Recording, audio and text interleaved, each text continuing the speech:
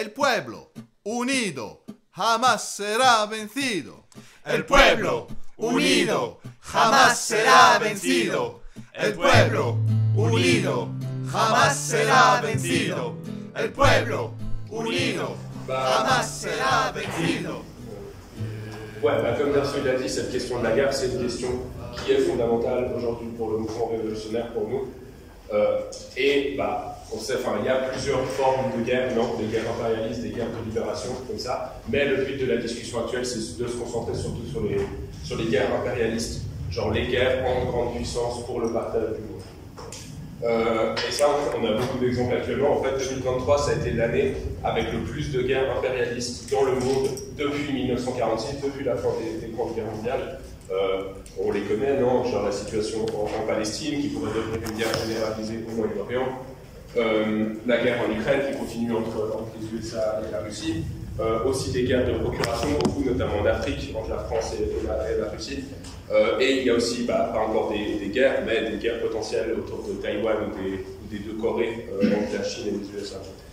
Et je pense qu'il faut dire très clairement, la guerre, elle est indissociable du capitalisme. Tant qu'on est dans un système capitaliste, il y aura des guerres, et notre but aujourd'hui, c'est de comprendre pourquoi. Et donc, la base de notre programme, c'est, pour mettre fin aux guerres, il faut que la classe ouvrière prenne le pouvoir et pas une révolution. Mais aussi, comme il y a une phrase de Marx qui dit la guerre, c'est l'accoucheuse des révolutions. Genre, la guerre, c'est des situations. Les guerres, c'est des situations qui vont pousser la classe ouvrière à des conclusions révolutionnaires et qui sont généralement aussi suivies par des situations révolutionnaires partout dans le monde. Notamment la révolution de 1917, d'une certaine manière, c'est un produit de la Première Guerre mondiale.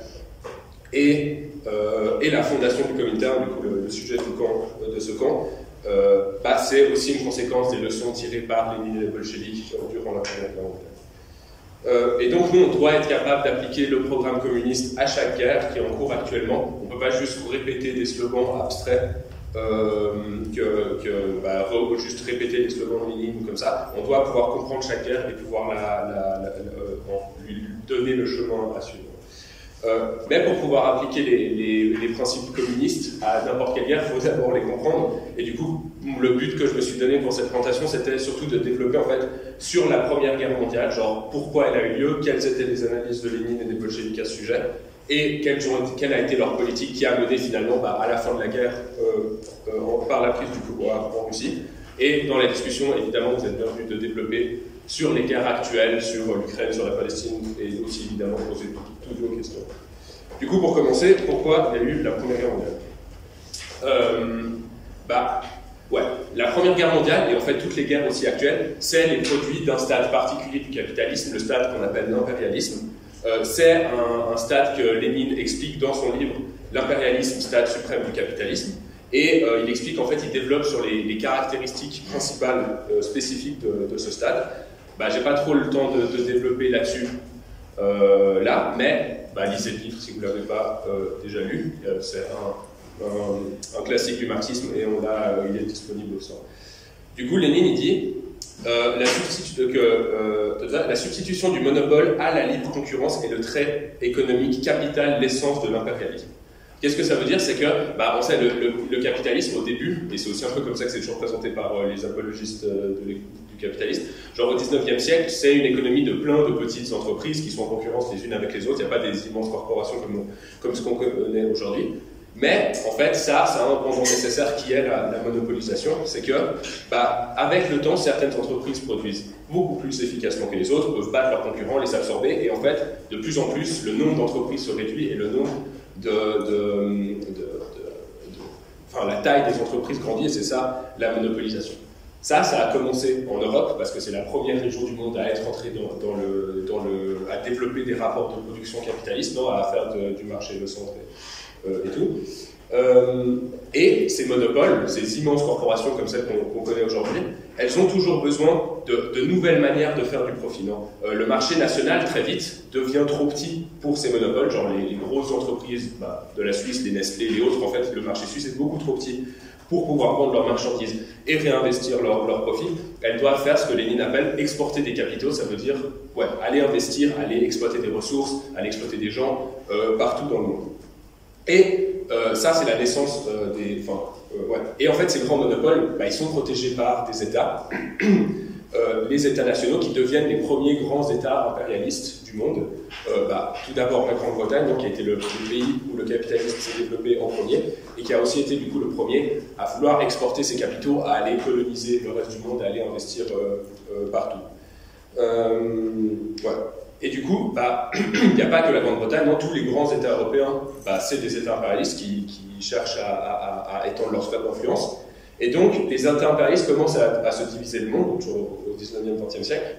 Chacun prend ses colonies, ses sphères d'influence. La Grande-Bretagne colonise l'Amérique du Nord, l'Inde, la France, par exemple, va en Afrique du Nord, ainsi de suite.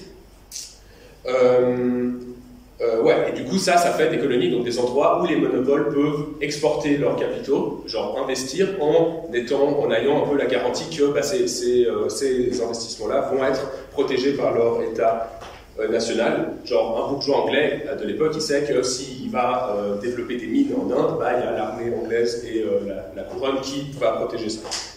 Et en fait, on en arrive à une époque, fin du 19e, début du 20e, où le monde entier est divisé en grandes puissances. Il n'y a plus de nouvelles colonies à se faire. Donc le monde entier est divisé, avec la Grande-Bretagne comme première puissance mondiale, qui à elle seule possède un quart de toute la planète. Et du coup, ce partage complet du monde entre grands impérialistes, ça c'est un élément fondamental du stade impérialiste du capitalisme, selon Lénine. Et c'est ce fait-là qui rend en fait les guerres entre les grandes puissances impérialistes nécessaires, parce que si tu veux des nouvelles colonies, tu peux plus juste les prendre, tu dois les prendre à un autre grand impérialiste. Parce qu'en fait, le développement des monopoles capitalistes et des États impérialistes, il n'est pas linéaire. C'est pas parce que la Grande-Bretagne a été la première à être un monopole qu'elle va le rester pour toujours.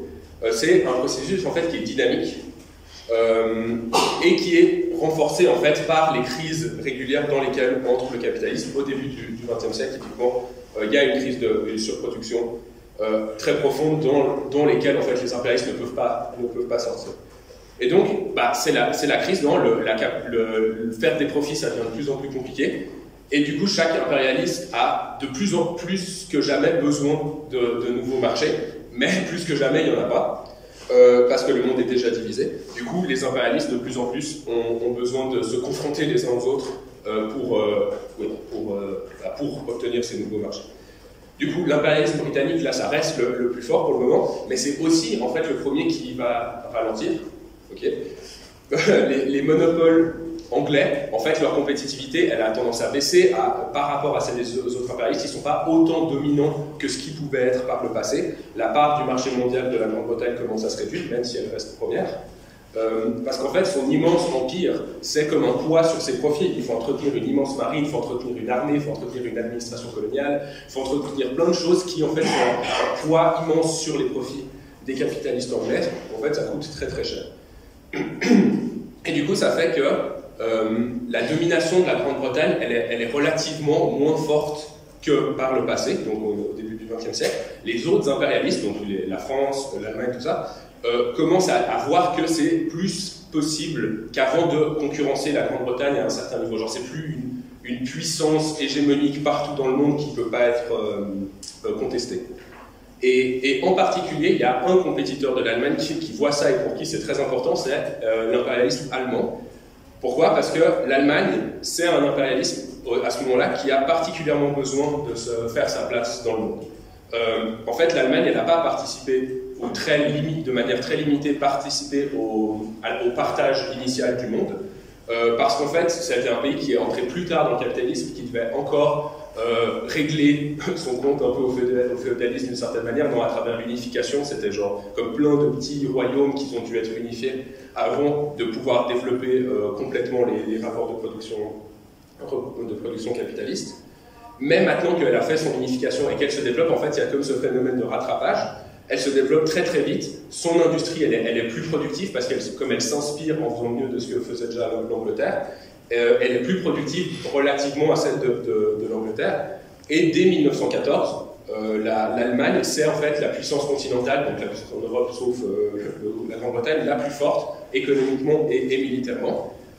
et elle commence à se sentir à l'étroit dans ses frontières. Donc, bah, c'est pas un marché suffisant pour, comme je disais avant, exporter pour investir, pour vendre les marchandises, tout ça. Et donc, elle veut sa part du monde, elle veut ses sphères d'influence pour pouvoir exporter ses capitaux.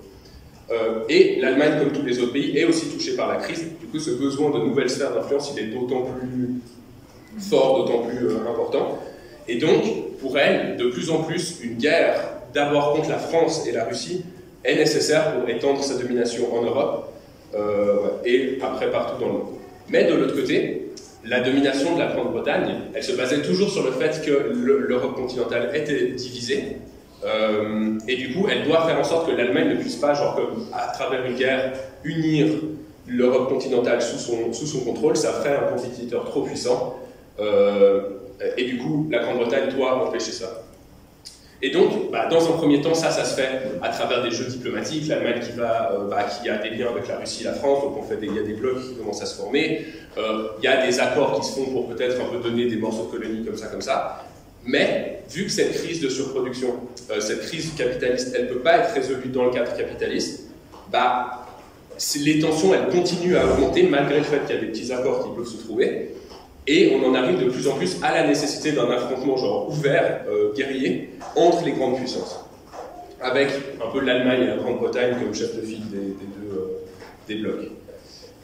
Et à la fin, bah, il n'y a plus que besoin d'un accident, d'un événement un peu accidentel pour déclencher la guerre. À l'école, on nous apprend que la Première Guerre mondiale, elle a commencé parce qu'il y a un duc austro-hongrois qui a été tué à Sarajevo.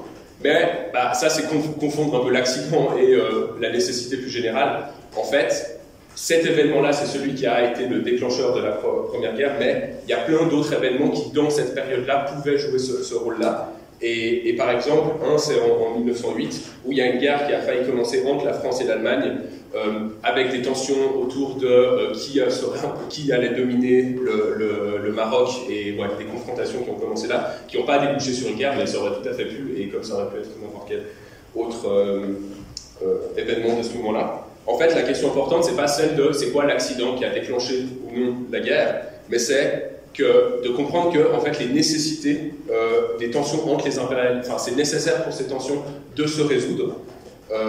Ça, c'est encore renforcé par la crise générale du système au début du XXe siècle, et ça débouche sur un affrontement généralisé entre les grandes puissances. Et ça montre en fait que le capitalisme, dans son stade impérialiste, il ne peut pas exister sans régulièrement des guerres ouvertes comme ça. Régulièrement, il y a des nouveaux impérialistes qui veulent faire leur part du butin, du pillage du monde contre d'anciens impérialistes qui, eux, sont en déclin relatif. Non, là, on a la Grande-Bretagne, l'Allemagne, mais on peut juste remplacer la Grande-Bretagne par les États-Unis et l'Allemagne par la Chine, et en fait, c'est un peu la situation actuelle.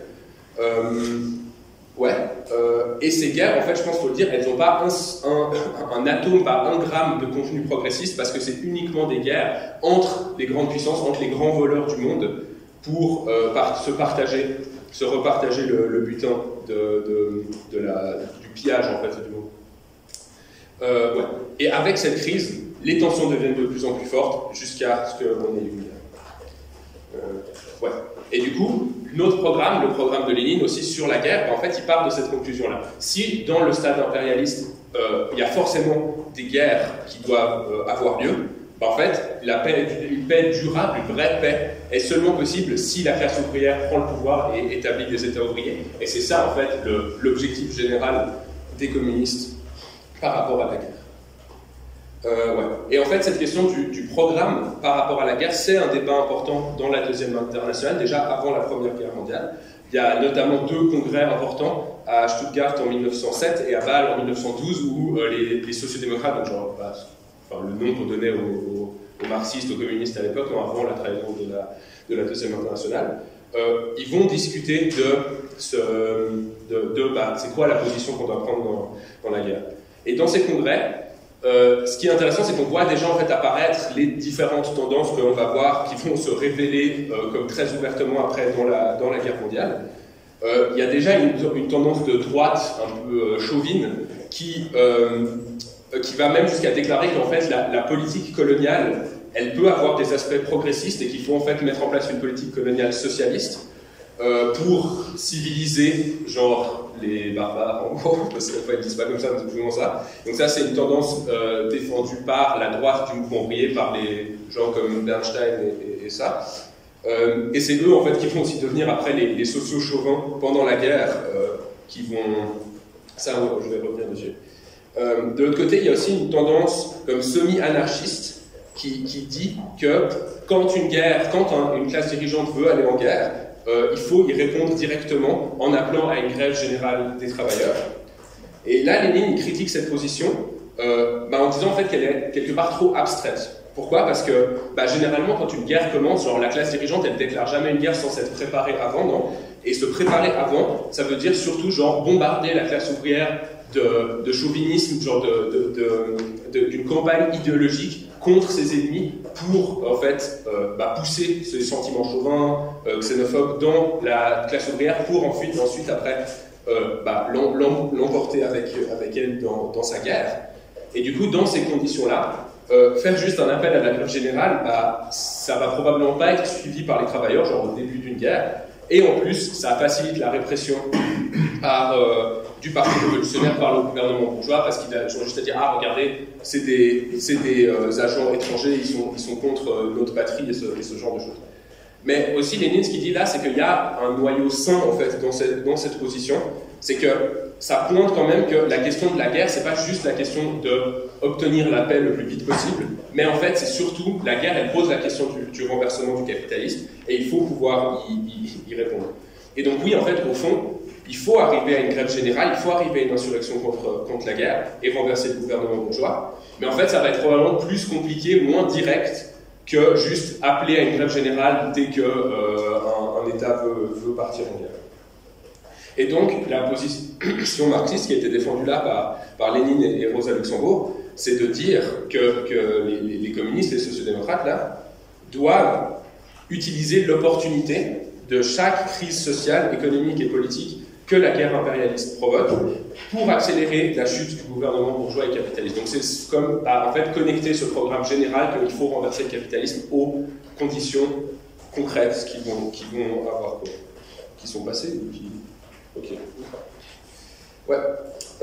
Oui, et c'est ça en fait finalement la position qui a été adoptée par les congrès à Bâle et à Stuttgart. En fait, Lénine il résume ça avec le slogan suivant. Genre, il faut transformer la guerre impérialiste en guerre civile contre la bourgeoisie. Et en fait, de tous les slogans qu'on a par rapport à la guerre, je pense que celui-là, c'est celui qui est le plus juste, le plus précis, genre scientifiquement, et que cette phrase, elle renferme beaucoup. Déjà, elle dit que la Première Guerre mondiale est une guerre impérialiste, donc c'est une guerre absolument réactionnaire pour le partage du monde, et que en fait, la classe ouvrière n'a aucun intérêt dans cette guerre, objectivement. Que la seule responsable de la guerre est la bourgeoisie dans cet impérialiste, qu'il est seulement possible de mettre fin à cette guerre et d'avoir une paix durable avec le renversement de la classe dirigeante par les travailleurs, et que pour amener à ce renversement, la classe ouvrière doit mener une lutte révolutionnaire, une guerre de classe, parce que la guerre civile, il dit, contre la bourgeoisie. Mais il y a aussi ce truc de, guerre civile. Pourquoi on parle de guerre civile? Ça peut interroger, des fois ça peut me faire peur. Et je pense qu'ici, il y a encore un point important qu'on doit traiter, c'est que c'est aussi un point qu'on retrouve dans le slogan assez célèbre de Karl Liebknecht qui dit « L'ennemi principal est dans notre pays ». C'est que, en fait, mentionner que c'est une guerre civile, c'est montrer que on est dans un monde capitaliste qui est divisé en États-nations, et donc le premier adversaire de chaque classe ouvrière nationale, de la classe ouvrière suisse, de la classe ouvrière française, c'est avant tout de lutter contre sa propre bourgeoisie nationale. Parce que c'est elle qui l'exploite le plus directement, c'est elle qui l'envoie se faire massacrer sur le champ de bataille, et c'est contre elle en fait qu'elle a les meilleures armes. Et donc c'est contre elle que la classe ouvrière doit d'abord faire sa révolution. Genre la classe ouvrière doit en premier renverser le pouvoir politique de la bourgeoisie dans son pays, et en fait pour anticiper un peu, pardon, c'est ce que la classe ouvrière russe elle fait en 1917.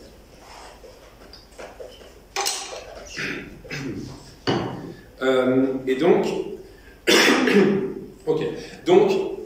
le travail des communistes dans la guerre, en fait, avec ça, c'est d'accélérer ce processus de prise de conscience de la classe ouvrière, genre de prendre conscience des vrais intérêts en jeu, et du coup, de cette prise de conscience en direction d'une lutte révolutionnaire pour le renversement de la bourgeoisie, et donc s'accrocher à la conscience là où elle est pour la faire avancer en direction de cet objectif.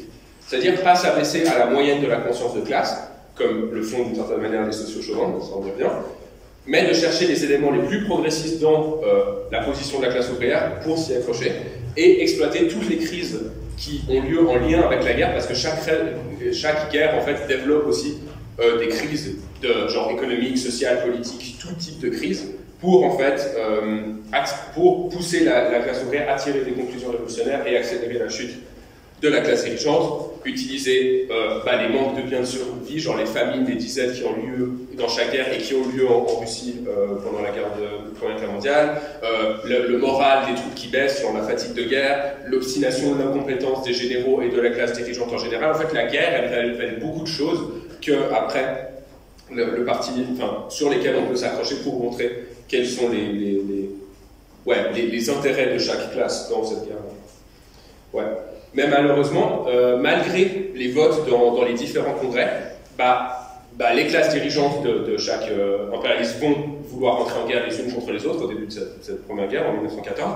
Et là, il va y avoir un peu la plus grande trahison de l'histoire du mouvement ouvrier. Toutes les sections de l'internationale socialiste, la deuxième internationale, les partis dans chaque pays, vont montrer qu'elles ne sont pas à la hauteur de la situation. Elles vont se ranger derrière leur bourgeoisie nationale, genre soutenir l'entrée en guerre de leur bourgeoisie nationale, notamment en votant dans les parlements pour des crédits de guerre, pour le financement en fait de la guerre. Les seules exceptions, c'est le parti bolchevique en Russie, le parti serbe, et il y a Karl Liebknecht, donc j'avais cité avant, en Allemagne, qui est le seul en fait parlementaire du Parti social-démocrate à voter contre les crédits de guerre. Et contrairement à tous les engagements qu'ils ont pris dans les congrès, les sociodémocrates, comme le dit Lénine, offrent la classe ouvrière pied et poings liés à l'impérialisme, à la classe dirigeante pour en fait sa guerre sanglante. Ouais. Et en fait, cette première guerre mondiale, elle va révéler le niveau de dégénération des opportunistes des partis de la deuxième internationale. Et du coup, Lénine il va dire que cette position qu'ils ont prise, donc le soutien à la guerre, c'est une position qui est sociale chauvine, et c'est comme l'opportunisme, genre qui donne le réformisme en temps de paix si on veut, et qui est la forme de l'opportunisme, donc le social chauvinisme, la forme de l'opportunisme en temps de guerre, la forme la plus ouverte, la plus claire, en fait, de subordination de la classe ouvrière par sa direction à la classe dirigeante. Il dit « La guerre a accéléré ce développement, transformé l'opportunisme en social chauvinisme et l'alliance tacite des opportunistes avec la bourgeoisie en alliance ouverte. » Ça, c'est dans Socialisme et guerre, qui d'ailleurs est dans la compilation, le recueil, je pense, pour lui dire. Le recueil que l'International a publié des écrits de Lénine sur la guerre, c'est vraiment genre le texte fondamental pour comprendre la Première Guerre mondiale, je pense. Et du coup, les sociaux chauvins, c'est quoi leur position? Genre, ils disent que pendant la guerre, il faut suspendre la lutte pour le socialisme et la remplacer par une lutte par la patrie. Par exemple, le SPD, le parti en Allemagne, dit le moindre mal dans la situation actuelle pour la classe ouvrière allemande, ce serait que le tsar soit battu plutôt que l'impérialisme allemand, plutôt que le Kaiser. Donc on doit soutenir notre gouvernement dans son effort de guerre contre la Russie, et quand la guerre sera finie, ne vous inquiétez pas, on va reprendre la lutte pour le socialisme. Et là on voit comment en fait, genre pour l'opportunisme, pour ce social-chauvinisme, l'internationalisme c'est en fait juste un principe très abstrait, juste moral en fait, qui a cours que en temps de paix. Non. En temps de guerre, il n'y a plus d'international et il y a seulement la défense des intérêts nationaux bourgeois. Et donc en fait, la défense du droit de sa bourgeoisie nationale à piller une partie du monde plus ou moins. Et en fait, d'où sont nées ces positions sociales chauvines dans la deuxième internationale. En fait, c'est un peu la même base sociale que le réformisme en temps de paix, c'est ce qu'on appelle l'aristocratie ouvrière. Du coup, c'est quoi cette aristocratie ouvrière? C'est qu'avec le pillage des colonies, en fait, les impérialistes ont fait des profits immenses, ce qui permet à une certaine couche de la classe ouvrière d'élever son niveau de vie, de se renforcer, et ça crée cette aristocratie ouvrière, c'est-à-dire une couche de travailleurs dont les intérêts immédiats sont plus proches de ceux que les autres travailleurs de la petite bourgeoisie et de la bourgeoisie impérialiste. Et du coup, dans la guerre, en fait, cette couche-là, elle est comme amenée à soutenir la bourgeoisie impérialiste parce que c'est ce pillage impérialiste-là qui est la base de ces conditions de vie, genre meilleures. Et en fait, avec la grande période de développement, le boom capitaliste qu'il y a eu jusqu'à la crise qui a déclenché la Première Guerre mondiale, En fait, cette tendance opportuniste-là, elle est devenue majoritaire dans la direction des différentes sections de la Deuxième Internationale, et c'est ça qui explique en fait cette trahison genre, généralisée au début de la guerre. Et donc, Lénine, les bolcheviks, ils ont lancé une lutte sans merci contre l'opportunisme et le chauvinisme, et surtout, en fait, ont tiré la conséquence pratique qui était, en fait, la Deuxième Internationale, elle est morte, il faut une nouvelle internationale, une internationale réellement révolutionnaire, internationaliste, et c'est là que, quelque part, est née l'idée de fonder l'internationale communiste, le Comintern. Mais au début de la guerre, c'est les quelques internationalistes qui existent, dont Lénine, en fait, ils sont complètement isolés. La majorité de la classe ouvrière est en route pour les champs de bataille, le mouvement ouvrier est dans une déroute nationaliste complète, et là, la première tâche, en fait, de Lénine, c'est de avoir la fermeté suffisante, les quelques cadres qu'il a autour de lui, en fait, leur arracher comme chaque atome de chauvinisme qu'ils peuvent avoir, chaque atome d'opportunisme qu'il peut avoir pour genre, renforcer, en fait, le petit noyau qu'il peut avoir et qui, dans le futur, pourra jouer un rôle. Et du coup, en réponse à la défense patriotique, qui serait le moindre mal, Lénine, il met en avant le slogan qu'on dit du défaitisme révolutionnaire et dit non, le moindre mal pour les travailleurs russes, c'est pas la défaite de l'impérialisme allemand, c'est en fait la défaite de notre propre classe dirigeante, c'est la défaite du tsar. Et ce slogan, c'est probablement un des moins bien compris de l'histoire du mouvement ouvrier, du coup peut-être 2-3 mots dessus. En fait, ce qu'il dit Lénine, c'est pas que la classe ouvrière russe, elle doit genre s'allier avec l'impérialisme allemand pour lutter contre genre assister l'impérialisme allemand dans la guerre contre l'impérialisme russe jusqu'à ce que l'impérialisme russe sera renversé. Mais ce qu'il dit, c'est que en fait, la classe ouvrière en Russie, elle doit garder son indépendance de classe, elle doit mener sa lutte révolutionnaire contre le tsarisme, même si ça implique que le tsarisme est battu par l'impérialisme allemand dans la guerre, même si ça le déstabilise en fait, comme ça ne manquera pas de le faire. Genre, le risque de défaite du tsarisme contre l'impérialisme allemand ne justifie en aucun cas une politique de collaboration de classe par la direction du parti révolutionnaire. Et le but de ce slogan, et ça je pense c'est important, c'est de former les dirigeants du parti bolchevique russe qui, en fait, au début, n'avaient pas soutenu l'entrée en guerre du tsarisme, mais là, avec la guerre qui continuait, commençaient à plier une partie d'entre eux, en tout cas en faveur de la collaboration avec la classe dirigeante, sous pression en fait de cette classe dirigeante. Et du coup, le but de Lénine à ce moment-là, c'était vraiment genre de former des cadres, de maintenir l'indépendance de la direction du mouvement ouvrier russe et de lutter contre la pénétration d'idées sociales chauvines dans lui, parce que pour le moment, ils ne pouvaient pas toucher la classe ouvrière. Ils étaient trop peu, la classe ouvrière était comme trop dans les illusions patriotiques, mais Lénine, il sait qu'il y a des crises qui vont être déclenchées par ces guerres, qui vont en fait remettre en question, pousser la classe ouvrière à se poser des questions.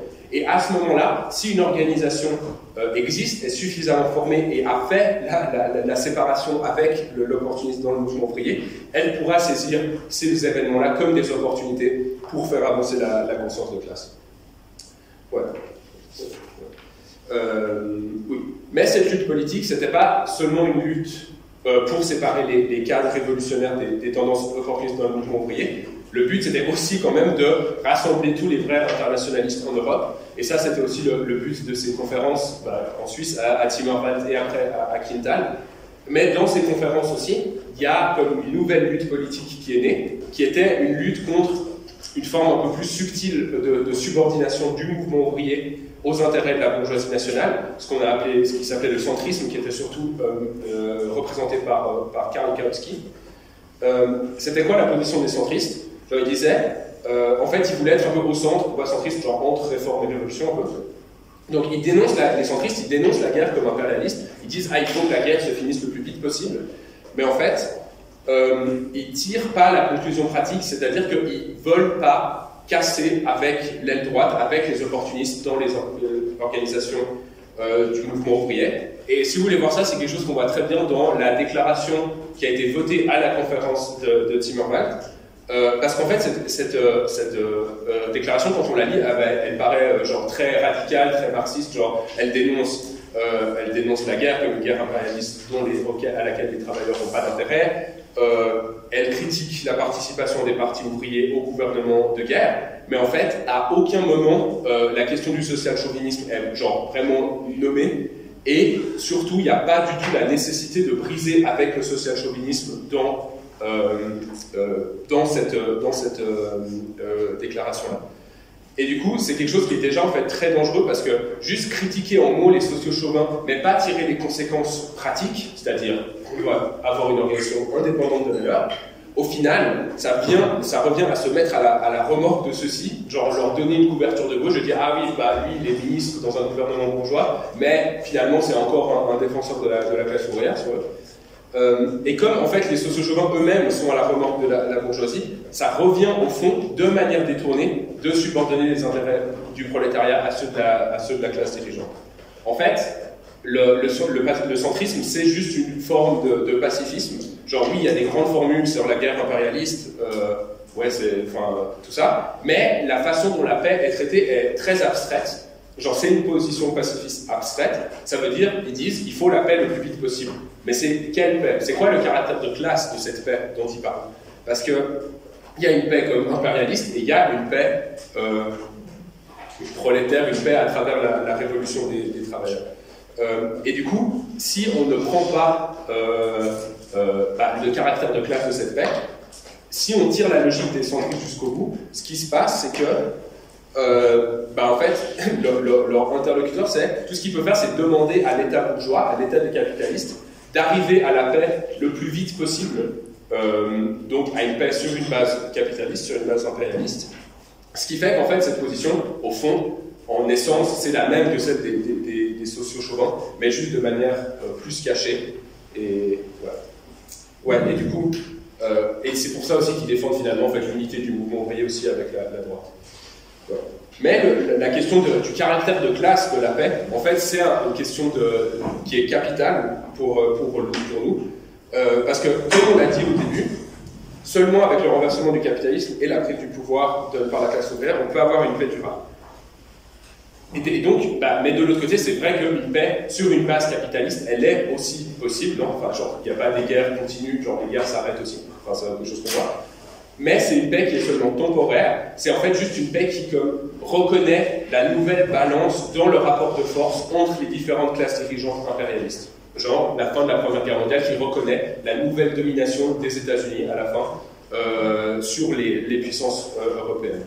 Et en fait, cette paix, elle ne fait que préparer la prochaine guerre impérialiste. Pourquoi? Parce que la situation, elle continue à se développer et il y a de nouveau des nouveaux impérialistes qui grandissent, d'autres grands impérialistes qui rentrent en déclin, et donc en fait la prochaine guerre se prépare.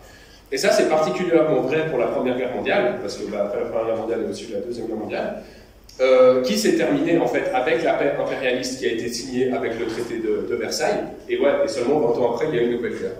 Et je pense que la paix de Versailles, c'est un des exemples les plus frappants, ou les plus clairs, les plus purs de paix impérialiste, genre dans l'histoire. Alan, dans le livre, là aussi, si vous voulez un développement sur le déroulement de la Première Guerre mondiale, l'autre aussi est très bien, il dit, genre le traité de Versailles, c'est un des traités les plus outrageux et prédateurs de l'histoire, un acte clair de pillage mené par une bande de voleurs contre une Allemagne prostrée et saignante. En fait, l'Allemagne avait perdu la guerre et l'autre bloc impérialiste, la France, la Grande-Bretagne, ils les ont forcés à reconnaître la seule responsabilité pour la guerre, réduire son armée, autoriser ou accepter juste l'occupation de, un quart de son pays, et des réparations de guerre pour un montant immense qu'elle ne pourrait jamais payer. D'ailleurs, ces réparations de guerre, il n'y en a que seulement une toute petite partie qui a été payée au final, mais c'était déjà tellement lourd que ça a suffi pour envoyer l'économie allemande dans la crise et dans l'hyperinflation, et en fait ça a suffi pour redéstabiliser toute l'Europe ensuite, ce qui a amené au final à la prise du pouvoir d'Hitler et la Deuxième Guerre mondiale. Et évidemment la question de la prise du pouvoir d'Hitler, c'est une question beaucoup plus complexe que ça. Il y a aussi la question du rôle du Parti communiste allemand dedans, mais c'est pas le sujet ici, et étudier la révolution allemande si vous voulez en apprendre plus là-dessus. Et du coup, la paix de Versailles, en fait, elle prouve qu'une paix entre impérialistes, elle ne peut jamais mener à une paix durable, et que du coup, si on veut une paix durable, il reste que le slogan de transformer la guerre impérialiste en guerre civile révolutionnaire. Voilà. Mais ce programme, en fait, on doit aussi le connecter de manière concrète à la position et aux questions des masses. Non, on ne peut pas juste arriver en criant des phrases abstraites. Il ne suffit pas de déclarer la guerre civile partout et se dire que maintenant les masses ouvrières vont nous suivre et vont faire confiance au parti ouvrier. Et pour cette question, je pense un truc qui est bien à étudier, c'est les positions que Lénine prend après son retour en Russie en 1917, qui vont après à la fin mener en fait, à la prise du pouvoir et à la révolution. Parce que quand Lénine il arrive en avril 1917 en Russie, la situation elle a changé. Pourquoi? Parce qu'il y a déjà eu une révolution, il y a eu la révolution de février 1917. En février, les masses ont renversé le tsar et un nouveau gouvernement, le gouvernement provisoire, a été formé dans une situation aussi de double pouvoir, parce que d'un côté on a ce gouvernement provisoire et de l'autre côté on a le pouvoir des soviets, des conseils ouvriers, qui aussi continuent à exister. Et ce gouvernement provisoire, il se présente comme un gouvernement révolutionnaire, genre le gouvernement de défense de la révolution de février, et il a dans son programme, il dit on veut mettre fin à la guerre. Et sur cette base-là, il appelle les masses à le soutenir, les masses russes, les travailleurs russes, pour défendre la révolution, de continuer la guerre en fait pour défendre la révolution, jusqu'à là. Et ça, en fait, ça crée des illusions dans les masses qui veulent la paix et qui espèrent que ce gouvernement provisoire va amener à la fin de la guerre. Et ça a même des effets en fait sur la direction du parti bolchevique qui en majorité soutient le gouvernement provisoire, genre avant que Lénine rentre en Russie et corrige la position. Mais en fait, la question fondamentale là, c'est quoi le caractère de classe de ce gouvernement? Et Lénine dit, ce gouvernement, le gouvernement provisoire, c'est un gouvernement des bourgeois. Et donc la guerre qu'il mène, c'est pas une guerre de défense de la révolution, c'est la continuation de la guerre impérialiste que le tsar avait commencé. Pourquoi? Parce que c'est un gouvernement bourgeois qui défend les intérêts de la bourgeoisie, de l'impérialisme russe en fait, et on ne peut pas convaincre un gouvernement impérialiste d'arrêter d'être impérialiste et de mener une guerre de défense de la révolution des travailleurs. Ouais. Et en fait, c'était très concret, très clair dans le fait que le gouvernement provisoire, il continuait, genre de manière, essentiellement la même politique que le gouvernement tsariste avant lui par rapport à la guerre. Notamment, il y avait la revendication de publier tous les traités que l'impérialisme russe avait avec l'impérialisme anglais et français, pour montrer quelles étaient les magouilles entre impérialistes pour les montrer aux travailleurs. Et ça, ils ne l'ont pas fait. Pourquoi? Parce qu'en fait, en essence, ils suivaient encore ces traités-là, parce que la bourgeoisie russe, elle est liée nécessairement à l'impérialisme français. Non, l'impérialisme français investissait beaucoup de capitaux en Russie, et donc il y avait des liens à travers l'investissement et la dette. Et donc, en fait, la bourgeoisie russe et son gouvernement ne peuvent pas juste annuler les traités qu'ils ont avec cet impérialisme français qui est comme qui est nécessaire pour eux. Ouais, ça. Et du coup, si ce gouvernement est impérialiste, les masses, on doit dire aux masses qu'on ne peut pas avoir d'illusion en vie, ce gouvernement-là ne va pas amener la paix. Mais c'est aussi clair que face à des masses qui veulent la paix et qui ont des illusions que ce gouvernement provisoire va l'amener, si on arrive en disant non, en fait, il faut transformer la guerre impérialiste en une guerre civile contre ce gouvernement-là, ça ne va pas connecter avec grand monde dans les masses, non, parce que ça va dans l'inverse en fait de ce que les masses cherchent. Et d'ailleurs, même le gouvernement provisoire utilise ça contre les bolcheviks pour les séparer des masses en disant regardez, les bolcheviks, eux, ils veulent continuer la guerre, ils veulent que les Russes s'entretuent dans une guerre civile, et ainsi de suite. Et du coup, ce qu'il faut en fait montrer aux masses, c'est le caractère de classe de ce gouvernement, et que seulement en prenant le pouvoir, elles vont pouvoir obtenir la paix. Et du coup, ce qu'ils disent, c'est nous aussi, nous les bolcheviks, on est pour la fin de la guerre, on est pour la défense de la patrie d'une certaine manière, de ce point de vue-là, mais on parle de quelle patrie en fait? Est-ce qu'on parle de la patrie du gouvernement provisoire et de ses ministres, de la patrie des capitalistes qui tirent des immenses profits de la guerre et du massacre des travailleurs et qui sont déjà maintenant en train de faire des calculs sur comment en fait, à travers la paix, ils vont pouvoir piller encore plus de pays, par exemple la Pologne? Ou alors, est-ce qu'on défend la patrie des travailleurs russes, c'est-à-dire la patrie de ceux qui n'ont pas aucun intérêt au pillage et qui n'ont aucun intérêt au massacre, à leur propre massacre évidemment, mais aussi au massacre des travailleurs allemands et des travailleurs polonais et à l'occupation de ces territoires-là, la colonisation de ces territoires-là par la Russie. Et du coup, avec tous ces éléments-là, le but c'est de montrer que le gouvernement provisoire ne défend pas les travailleurs russes et en fait ne veut pas la paix.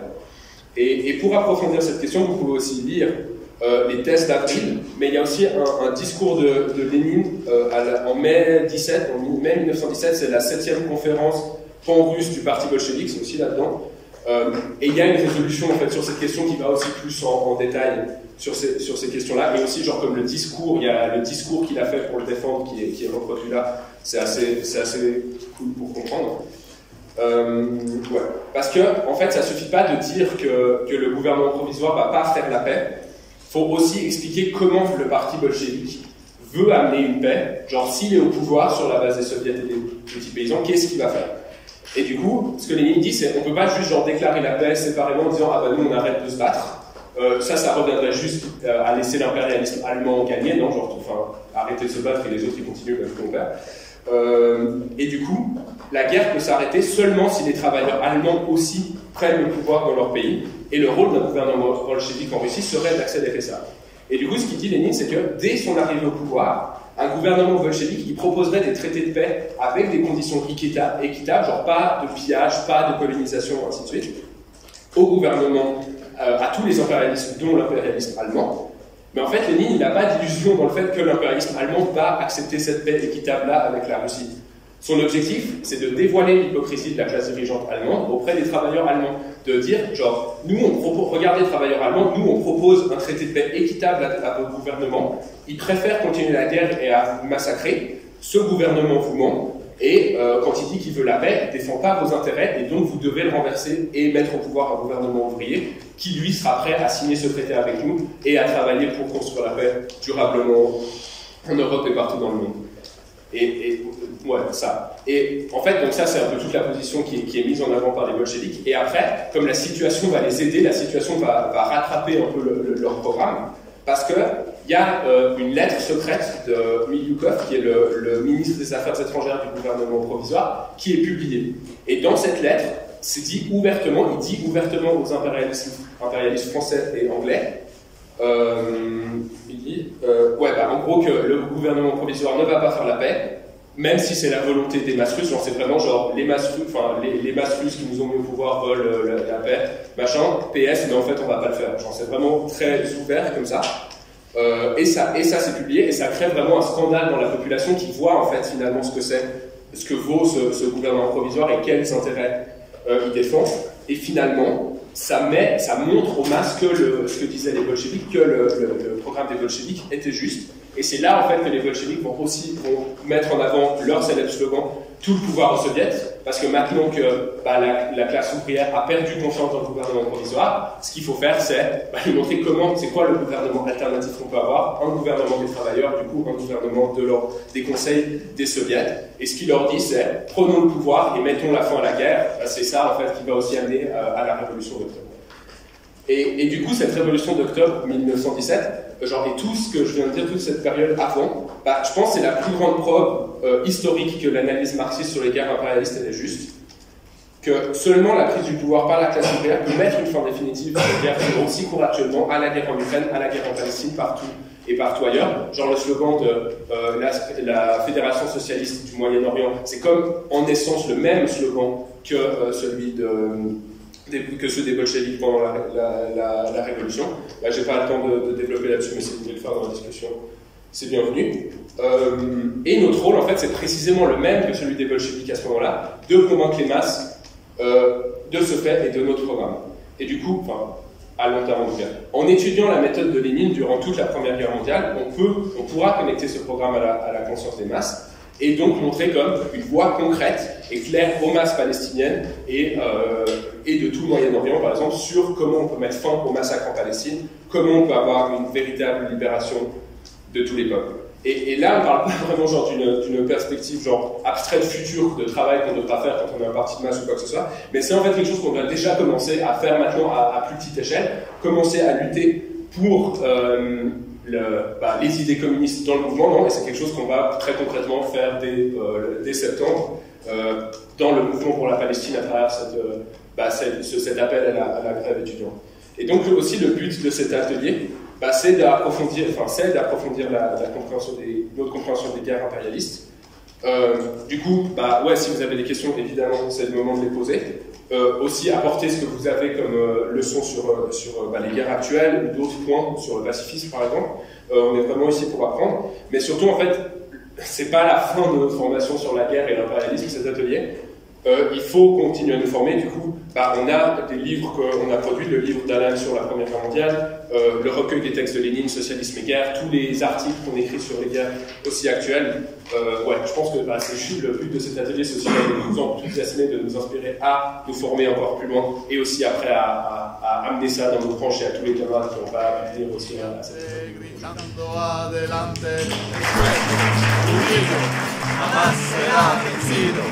El pueblo unido jamás será vencido. El pueblo unido.